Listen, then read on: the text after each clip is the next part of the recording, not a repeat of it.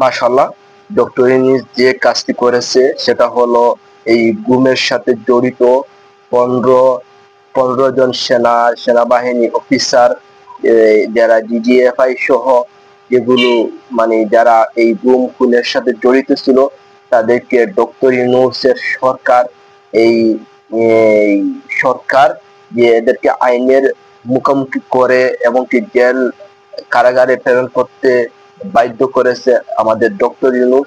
অসংখ্য ধন্যবাদ।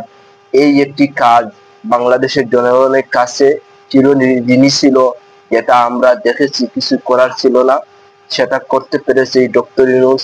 সাথে সাথে আমরা আহ্বান জানাই আগামীতে যে পিলখানা হত্যাকাণ্ড ঘটেছিল ভারতের ইশারায় খুনি হাসিনা সেটা এই কাজ সম্পন্ন করেছিল। এই পিলখানা হত্যাকাণ্ডের বিচার অবশ্যই পই পই করে প্রত্যেকটা দোষীদেরকে বিচার হতে হবে। আমরা সেই আহ্বানটুকু করি। আমরা আশা ভরসা করতে পারি সবগুলো বিচার এই গভর্নমেন্টের আমলে হবে।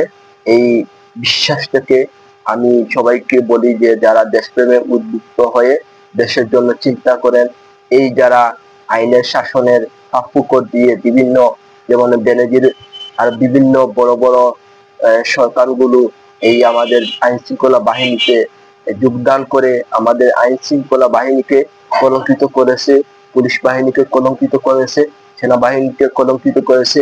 এই রকম দূষরদেরকে এইভাবে আইনের মুখোমুখি দাঁড় করাটা অনেক কঠিন ব্যাপার ছিল, সেটা সম্ভব করেছে ডক্টর ইউনূস।